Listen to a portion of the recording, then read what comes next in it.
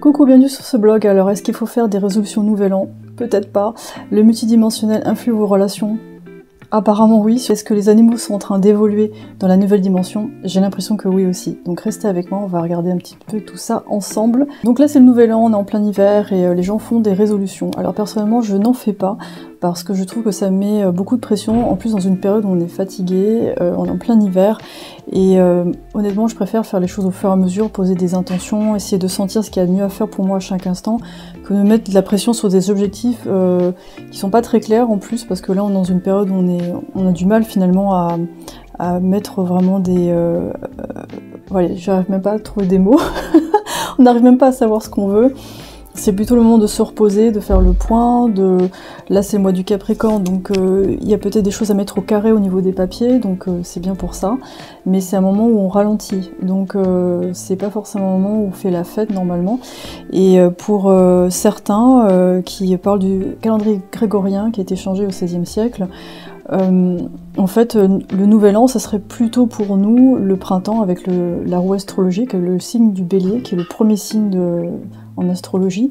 Donc le 21 mars, pour nous, ce serait plutôt là le nouvel an, le vrai nouvel an énergétique, où on arrive au printemps, on se réveille, on est content, et on a des envies de faire, et on a surtout l'énergie pour le faire.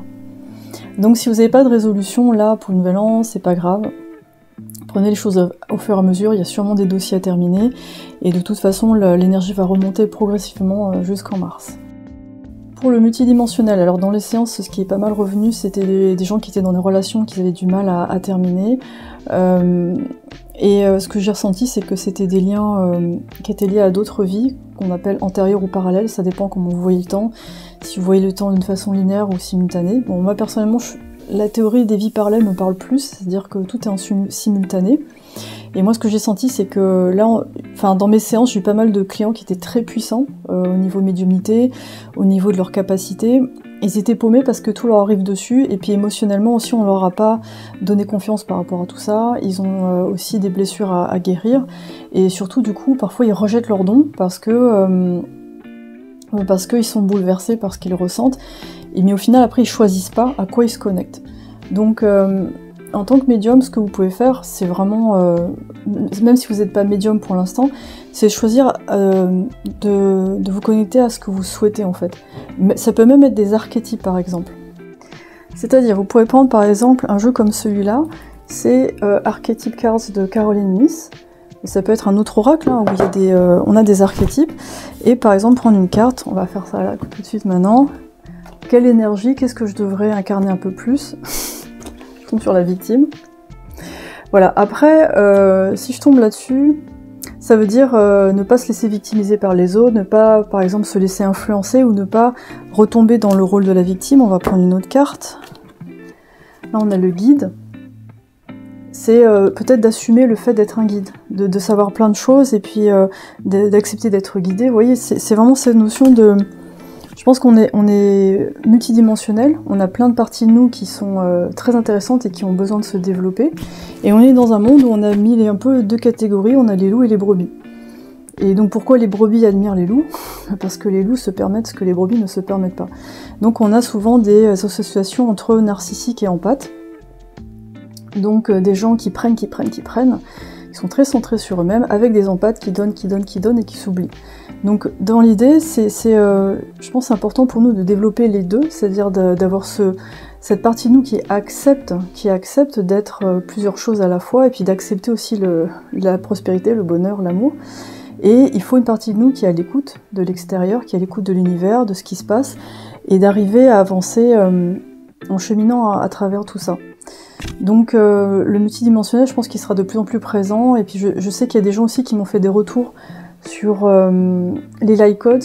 Ils se sont mis à pleurer, ils ont eu des réminiscences de vie autres que celle-ci, et j'ai trouvé ça super intéressant parce que moi aussi ça me fait cet effet-là par moment. J'ai par moi des contenus, des choses qui me parlent, des cultures qui me parlent et qui me ramènent, je pense, à des parties de moi-même qui ont besoin de s'exprimer en fait.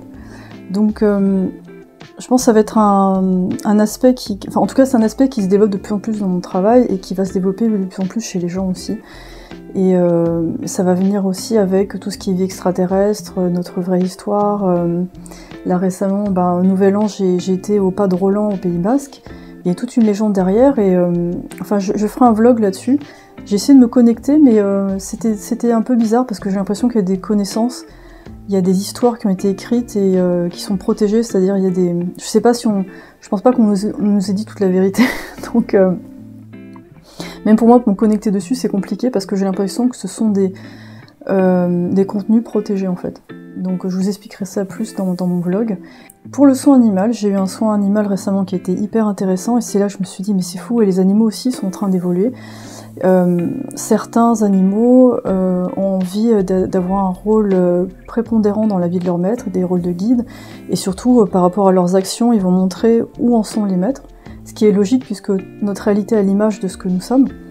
Et donc moi je fais le soin sur l'animal, bon ça dure pas très longtemps, et après je fais une guidance et je reçois des messages pour l'animal et pour le maître, parce qu'ils sont liés, ils sont ensemble, c'est assez logique, et c'est vraiment passionnant en fait. Donc je pense qu'on va vers un monde de plus en plus connecté, avec des animaux